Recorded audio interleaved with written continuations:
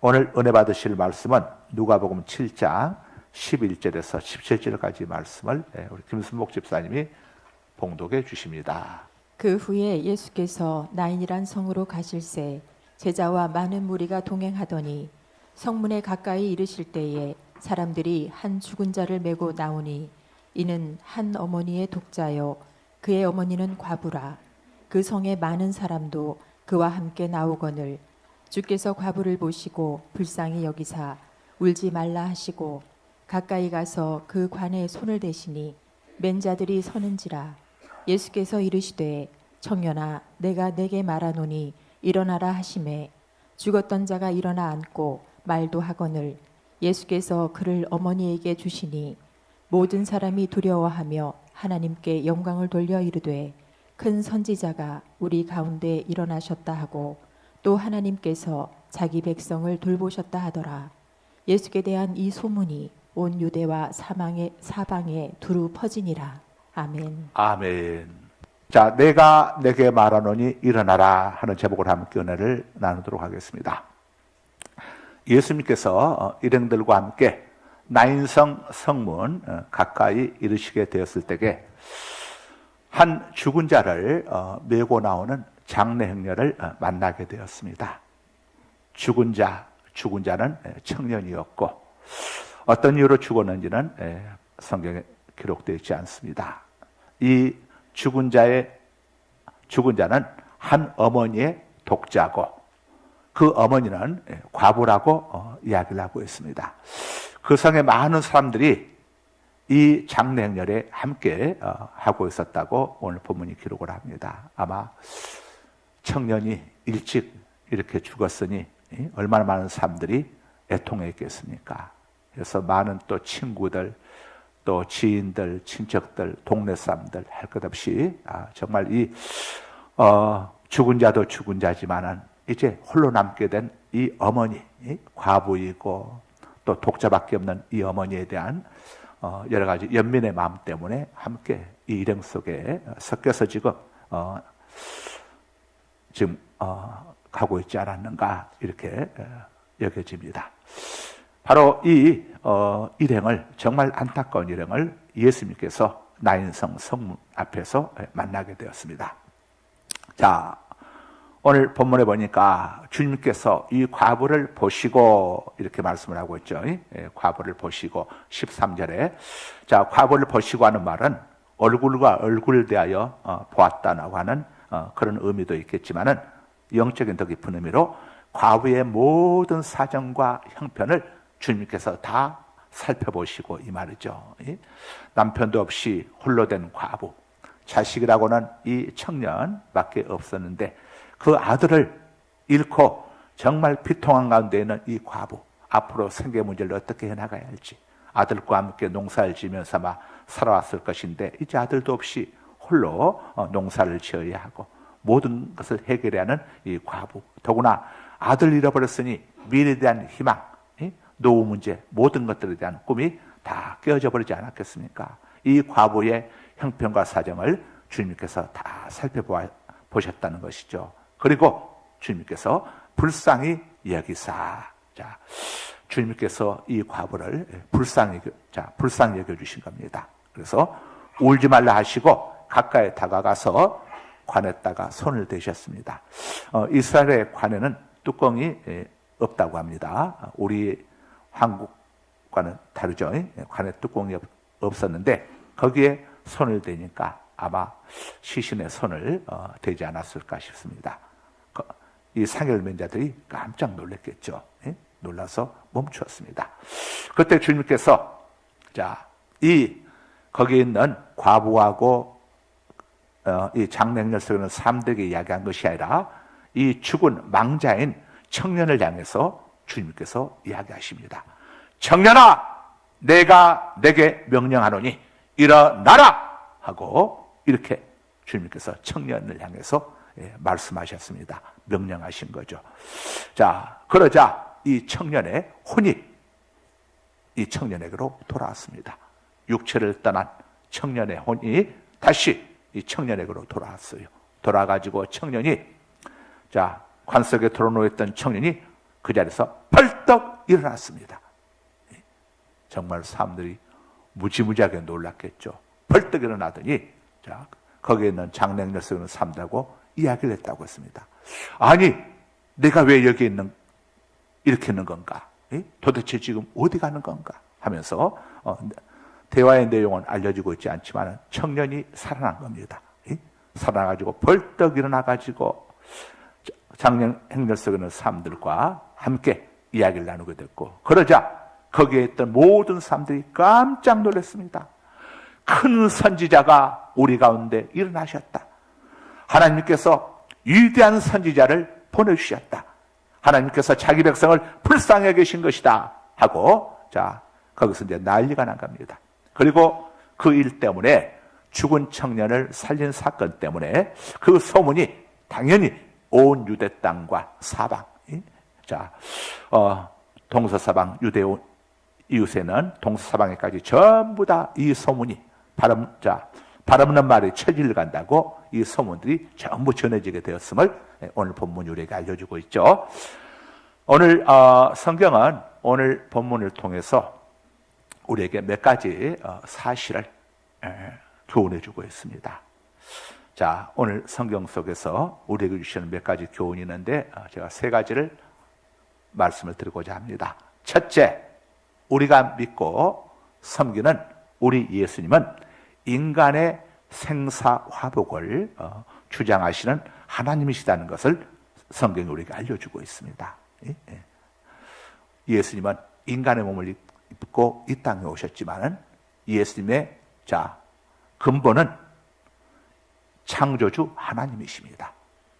예수님이 땅에 오시기 직전에 가브리엘 천사가 예수님을 임신한 마리아의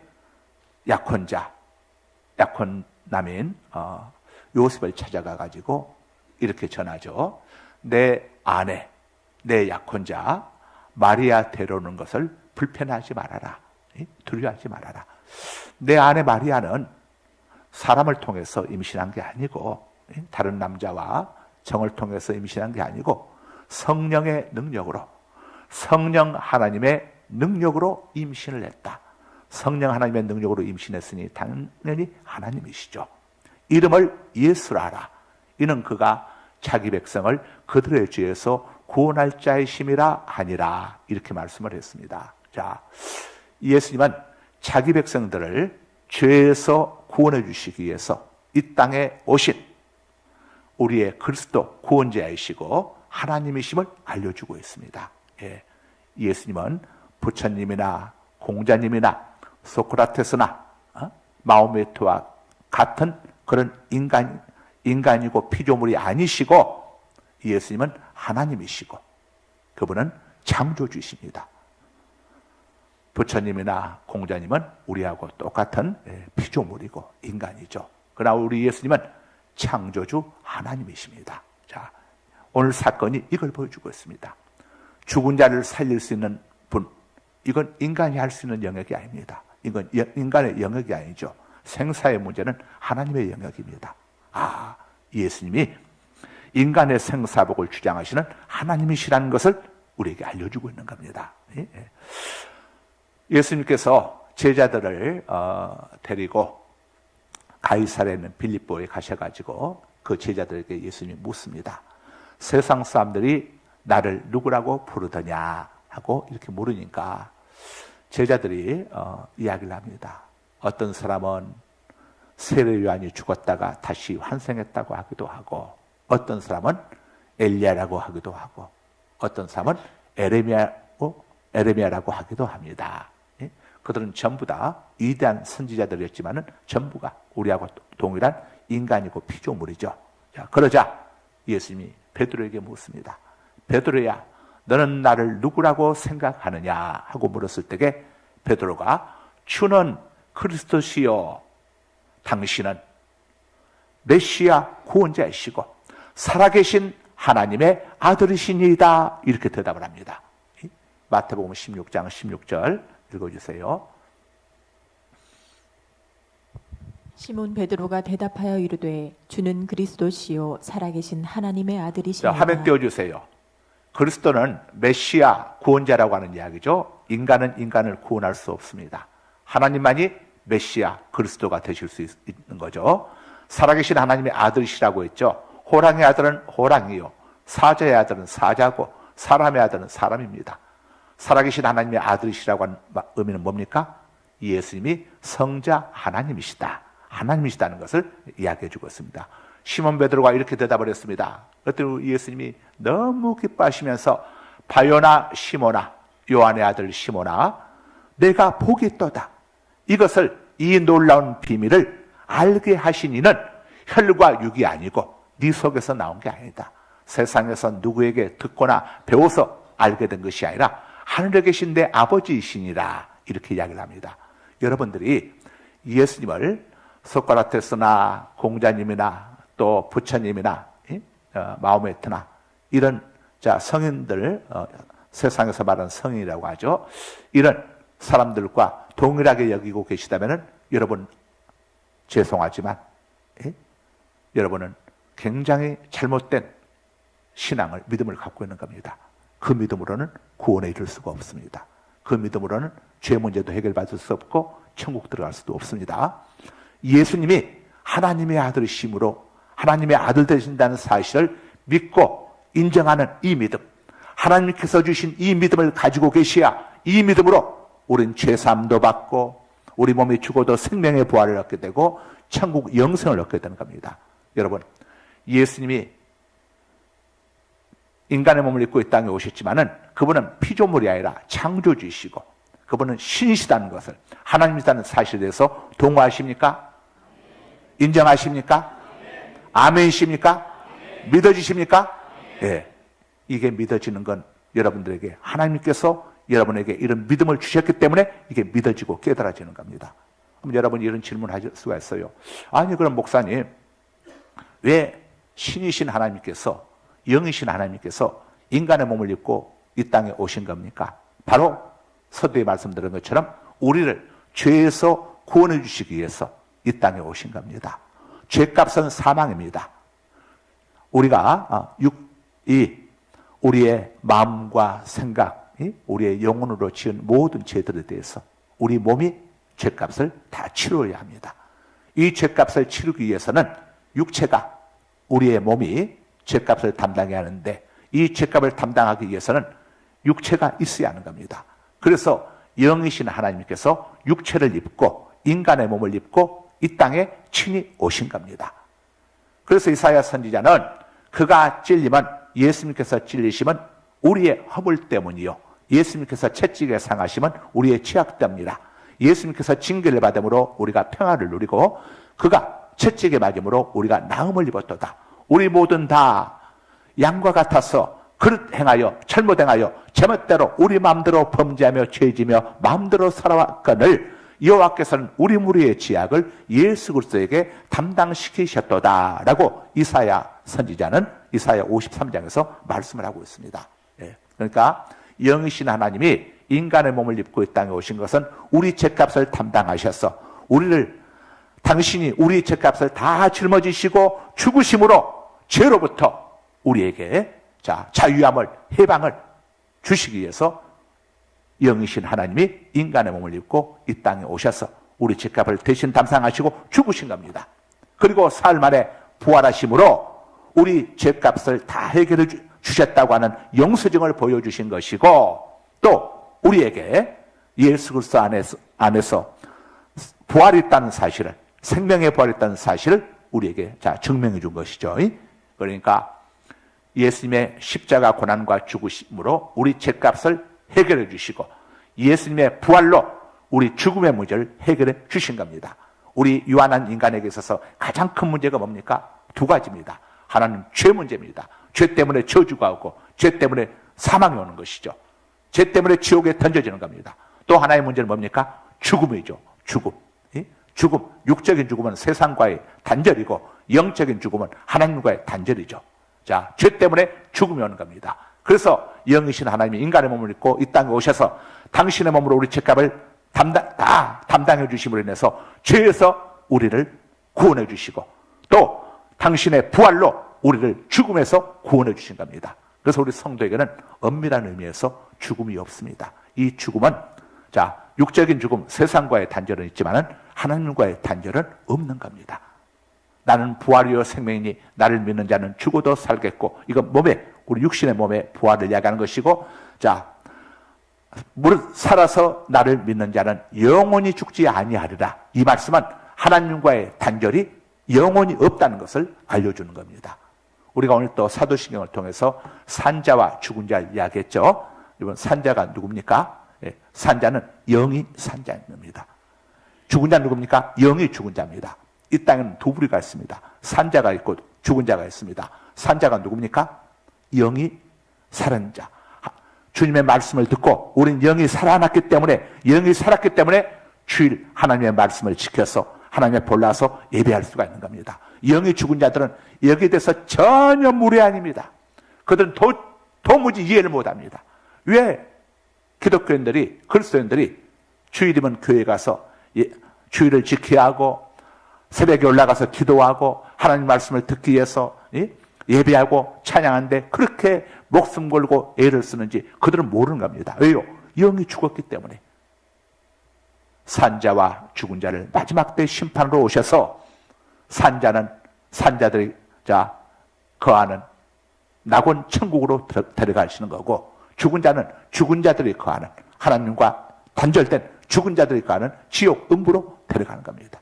이게 마지막 심판 때에 예수님의 재림과 함께 이루어지는 사건인 거죠. 우리 예수님은 인간의 생사복을 주장하는 분이십니다. 그래서 누구든지 그리스도 예수 하는 자에게는 결코 정죄함이 없나니라고 성경이 말씀을 하고 있죠. 그리스도 예수 안에 들어오게 되면은 정죄함이 없습니다. 형벌이 없습니다. 우리는 생명의 부활을 얻게 되고 영원한 낙원 천국을 우리가 얻게 되는 겁니다. 이것들이 어디에 있습니까? 그리스도 예수 안에 있습니다. 예수님을 그리스도로 구주로 믿는 자들에게 주어지는 하나님의 선물이고 또 은혜인 것입니다. 이것을 우리에게 주시기 위해서 하나님이신 예수님께서 하늘 보좌 버리시고 인간의 몸을 입고 이 땅에 오신 겁니다. 오시는 가장 큰 이유가 죄에서, 사망에서 우리를 구원해 주시기 위하여 이 땅에 오신 겁니다. 예수님께서 하나님이시라고 하는 증거를 요한복음에서 7가지 표적을 통해서 우리에게 다 알려주셨습니다.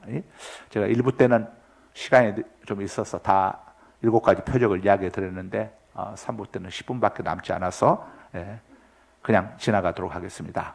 오늘 본문이 주는 두 번째 메시지는 예수님은 모든 문제를 근본적으로 해결해 주시는 해결사이시다는 것을 우리에게 알려주고 있습니다. 여러분, 아들이 죽었습니다. 이 나인성 과부가 아들을 잃고 난 다음에 해결할 문제들이 얼마나 많았겠습니까? 이거 함께 농사 지었는데 이제는 홀로 농사도 지어야죠. 생계 문제도 해결해야지. 아들이 없는 집은 얼마나 쓸쓸하고 참 애롭고 고달프겠습니까? 또 아들이 없게 되면 장래 문제, 노후 문제를 누가 또 해결해 주겠습니까? 물론 농사 짓는 거야 이웃 주민들이 우리가 가서 품앗이 해줄 테니까 너무 걱정하지 마세요. 품앗이는 해줄 수가 있겠죠. 해줄 수가 있겠지만은 아들을 잃은 이 어머니의 그 애롭고 쓸쓸한 이런 문제를 세상에 뭘 해결해 줄 수가 있겠습니까? 그들이 많은 위로금을 이 과부에게 준다고 해서 그것이 아들 잃은 이 과부의 문제, 마음을 해결해 줄 수가 있겠습니까? 세상적으로 모든 방법을 동원하더라도 아들을 잃어버린 이 과부 어머니의 마음을 해결해 줄 수는 없는 겁니다. 그런데 우리 예수님께서 어떻게 해결해 주셨습니까? 죽은 아들을 다시 살리심으로 이 문제를 완벽하게 해결해 주셨습니다. 우리 예수님은 전능하신 하나님이신 우리 예수님께서는 우리의 문제를 근본적으로 해결해 주시는 해결사이시다는 것을 우리에게 알려주고 있습니다. 죄 문제, 돈으로 세상의 모든 재물을 총동원한다고 해서 내 죄 문제 없앨 수 있습니까? 세상의 모든 군사력을 총동원한다고 해서 죽음을 막을 수 있습니까? 핵무기로도 죽음은 막을 수가 없고 인간의 도덕과 수양과 어떤 선행으로도 죄 문제 해결할 수 없습니다. 기록된 바 의인은 없나니 하나도 없다고 성경은 이야기하고 있어요. 우리는 언제를 타고났습니다. 이것들을 뭘로 해결할 수 있겠습니까? 그런데 이 모든 문제를 우리 예수님께서 인간의 몸을 입고 이 땅에 오신 성자 하나님이신 우리 예수님께서 이 모든 문제를 깡그리 갈보리 십자가에서 다 해결해 주셨어요. 그러므로 누구든지 그리스도 예수 하는 자에게는 결코 정죄함이 없나니 예수님을 구주로 믿는 자는 모든 죄로부터 자유함을 누리도록 우리 예수님이 갈보리 십자가에 의해서 우리 죄값을 다 치러 주셨음을 우리가 알려주고 있습니다. 이 예수님은 전지하신 하나님이시고 전능하신 하나님이시기 때문에 우리가 지금 우리 삶의 문제 속에서도 전능하신 하나님이신 예수님의 이름으로 우리 하나님께 기도하며 나아갈 때에 너는 내게 부르짖으라 내가 내게 응답하겠고 내가 알지 못하는 크고 은밀한 놀라운 일들을 너에게 보여줄 것이다 약속하신 우리 하나님께서 우리가 믿음으로 기도하고 나아갈 때에 모든 것을 합력하여 선을 이루어 주시고 자 모든 문제들을 근본적으로 해결해 주시는 전능하신 하나님이시라는 사실을 여러분 믿으시기 바랍니다. 그래서 눈에 보이는 것이 없고 귀에 들리는 것이 없고 손에 잡히는 것이 없어도 우리는 믿음으로 기도하고 나아가는 겁니다. 믿음으로 하나님의 매뉴얼인 성경 말씀 따라 우리는 순종하며 나아가는 겁니다. 예수님만이 모든 문제 해결사이십니다. 예? 여러분 모든 문제 걱정 염려 마시고 주님께 전부 다 아뢰시기 바랍니다. 아뢰지 않는 것은 우리의 책임이지만 우리가 아뢰게 되면 주님께서 자 모든 걸 합력하여 반드시 선을 이루어 주십니다. 우리 하나님은 절대 실수하지 않으십니다. 결코 해로운 걸 주시지 않습니다. 모든 걸 합력하여 선을 이루어 주시는 겁니다. 자, 세 번째 오늘 본문이 우리에게 주는 메시지는 은혜와 구원은 주님의 긍휼로 말미암아 주어진다는 것을 우리에게 알려주고 있습니다. 자, 나인성 과부의 아들을 예수님이 다시 살려주신 것은 누구의 간청이 있어서가 아니었습니다. 아무도 예수님께 죽은 청년 다시 살려달라고 요구하지 않았습니다. 주님께서 불쌍히 여기사 청년을 살려주신 겁니다. 예수님이 불쌍히 여겨주시면 모든 문제가 해결되는 겁니다. 저와 여러분들도 우리가 예수님을 알기 전에 자, 이 땅에 복음이 들어오기 전에 누가 예수님을 알았습니까? 그런데 오늘 이렇게 많은 사람들이 구원 은총을 입고 천국 백성이 되고 그리스도인이 되고 하나님의 자녀가 되었습니다.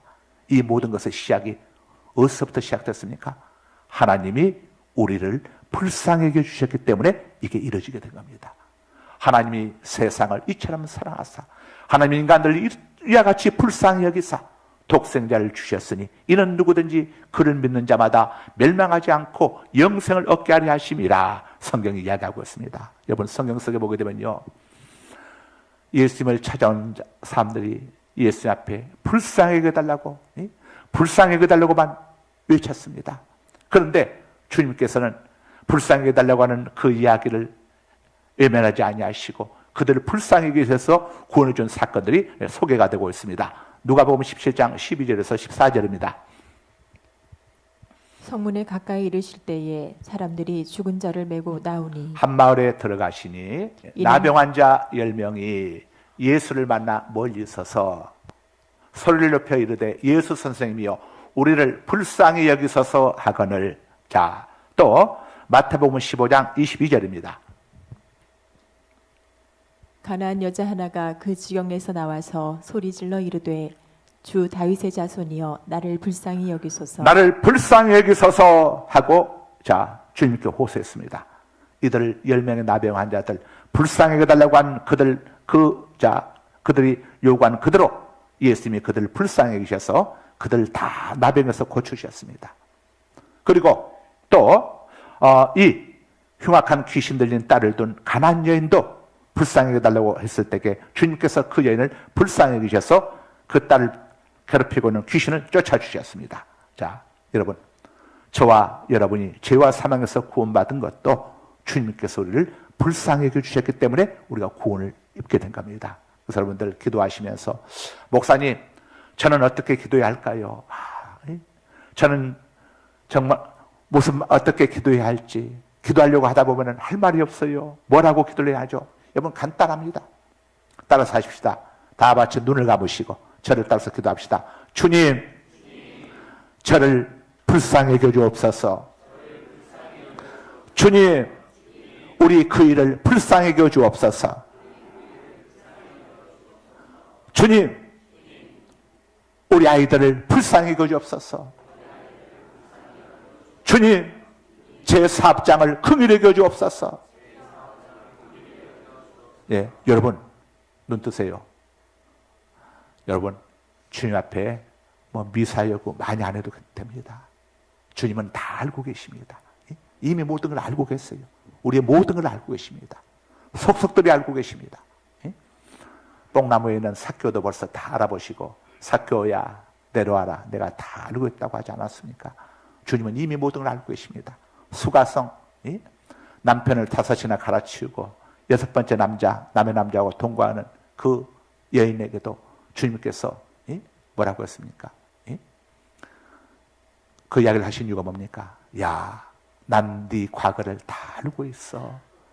너 사람들 만날까 두려워가지고 한낮에 이 뜨거운 대낮에 물을 길러 온 건 내가 다 그 일을 알고 있단다. 걱정하지 마. 과거 신경 안 써도 돼. 여러분, 주님은 모든 걸 다 알고 계세요. 주님이 저와 여러분을 몰라서 이 자리에 불러주셨겠습니까? 전부 알고 계십니다. 다 알고 계세요. 여러분 착각하지 마세요. 아, 주님이 혹시 내 지난 한 주간 동안도 내가 행했던 것 주님이 그거 아시면 어떻게 하나? 여러분 다 알고 계시는 거예요. 그럼에도 불구하고 주님께서는 우리를 불쌍히 여기셔서, 저와 여러분을 불쌍히 여기셔서 오늘 이 자리에 불러주신 겁니다. 그래서 우리는 자랑할 게 없습니다. 우리는 주님 앞에서 그저 주님 은혜에 감사할 것밖에 없는 거죠. 그래서 구원은 하나님의 은혜로부터 시작됩니다. 그 은혜에 의하여 믿음으로 말미암아 구원을 얻었으니 이것이 너희에게서 난 것이 아니요 하나님의 선물이라. 행위로 말미암은 것이 아니니 이는 너희로 하여금 자랑하지 못하게 하려 함이니라. 에베소서 2장 9절 한번 읽어주세요. 행위에서 난 것이 아니니 이는 누구든지 자랑하지 못하게 함이라. 네, 여러분 하다 어떤 뭐 실수하고 잘못한 거 있다고 해서 아이고 나는 이제 구원 못 받으면 어떻게 하나, 지옥 가면 어떻게 하나? 여러분 그럼 그전에는 잘하셔서 구원받은 겁니까? 여러분 우리는 우리의 행위에 포커스를 맞추지 말고 항상 갈보리 십자가에 주님께 포커스 맞춰야 합니다. 아, 오늘 또 넘어지고 내일 또 넘어질, 앞으로도 얼마나 많이 넘어질지 모르는 이렇게 연약하고 부족하고 불우한 나 때문에 하나님께서 인간의 몸을 입고 이 땅에 오셨어. 나를 대신해서 양손에 대못이 박히시고 양발에 대못이 박히시고 옆구리는 창에 찔리시고 머리는 가시관을 쓰시고 피와 물을 아낌없이 다 쏟아주셨구나. 주님 때문에 내가 살아갈 수 있는 것이구나. 그래서 우리는 주님 앞에서 자랑할 게 없습니다. 모든 것이 하나님의 은혜이기 때문에.